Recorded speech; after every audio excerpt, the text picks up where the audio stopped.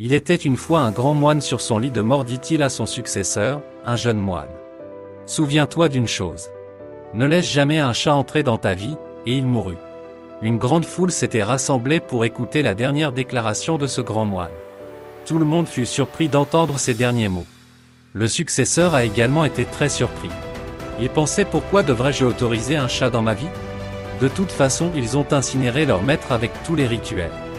Mais le moine successeur pensait encore à la dernière déclaration de son maître. Il y avait aussi un vieux moine dans le monastère.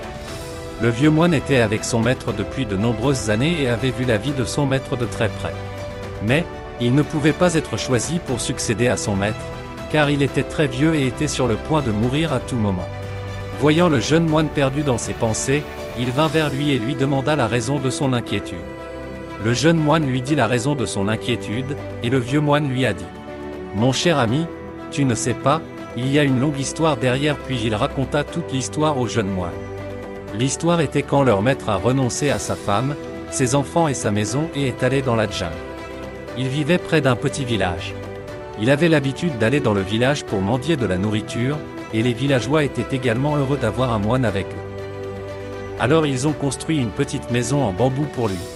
Le moine n'avait que 2 vêtements à porter. Mais un problème s'est survenu lorsque des rats sont entrés dans la maison et ils ont commencé à mâcher sur ses vêtements. Le moine était en grande difficulté, il n'avait que 2 vêtements et bientôt ils seraient déchirés en morceaux. Alors, il a demandé aux villageois que faire. Les villageois ont dit: pourquoi ne gardez-vous pas un chat? Cela éloignera les rats. C'était une solution parfaite, donc, le moine a accepté. Les villageois lui ont donné un chat et le chat a gardé les rats loin de son cottage. Mais maintenant le problème était qu'il devait nourrir le chat, et chat se nourrit du fromage fait à base du lait de vache. Alors, il a dû se rendre plusieurs fois au village pour mendier du lait pour le chat. Il a de nouveau demandé aux villageois sa solution. Les villageois ont dit: c'est un petit village, la meilleure chose à faire est que vous gardiez une vache. Nous pouvons vous donner une bonne vache et de cette façon vous deviendrez très indépendant.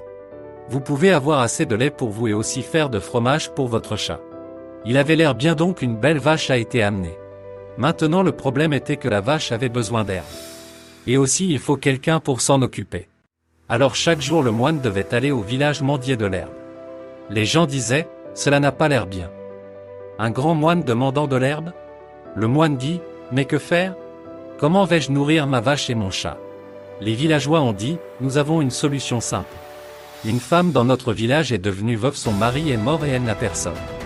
Donc si nous allons la persuader, alors elle sera vraiment contente de servir un moine comme toi, et alors tu n'auras pas à venir tous les jours demander de l'herbe. Nous allons également défricher un peu de terrain à côté de votre hutte afin qu'elle puisse y faire pousser de l'herbe et d'autres cultures. Elle prendra soin de vous en cas de maladie. L'idée était bonne, le moine n'y trouva rien de mal. Les villageois persuadent la femme qu'elle était seule et que le moine était jeune, alors elle a immédiatement accepté. Elle a commencé à s'occuper de la maison du moine, de la vache et du chat, et a commencé à cultiver près de la hutte.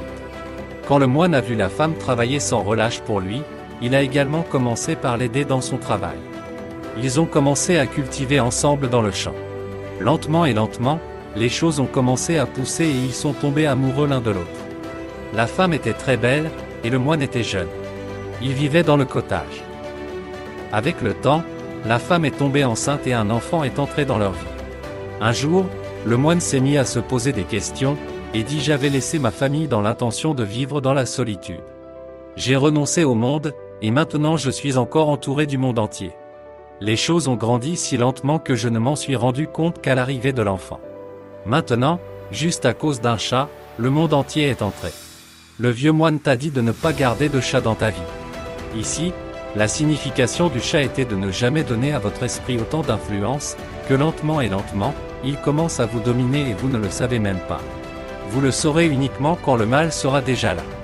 Si nous voyons dans nos vies, nous trouverons cela. Souvent, nous permettons à notre esprit de faire quelque chose dont nous savons qu'il n'est pas bon. Nous pensons que nous ne le ferons qu'une seule fois et que nous ne le répéterons pas, mais une fois que vous donnez un peu de poids à votre esprit, il commence à vous prendre plus de poids et vous ne réaliserez même pas à quel point vous deviendrez accro à une mauvaise habitude. Comme ce moine qui avait renoncé au monde. Mais pour sauver ses 2 vêtements des rats, il était obligé de garder un chat. Puis pour nourrir le chat, il a gardé une vache. Pour s'occuper de la vache, il a gardé une femme, puis est tombé en relation avec elle et est redevenu chef de famille. De la même manière, nous savons que prendre des drogues est mauvais, mais certaines personnes prennent encore des drogues juste pour ressentir leurs effets pour la première fois. Mais après cela, ils recommencent à le faire encore et encore. Puis petit à petit ils deviennent toxicomanes. Pour un autre exemple, nous savons que manger de la malbouffe n'est pas bon pour notre santé, mais nous essayons quand même, puis lentement et lentement, nous commençons à en manger trop souvent. Par conséquent, n'empêchez jamais un chat de donner un effet de levier à votre esprit. Parce qu'une fois que vous gardez ce chat, cela mènera votre vie vers la destruction et vous ne le saurez même pas.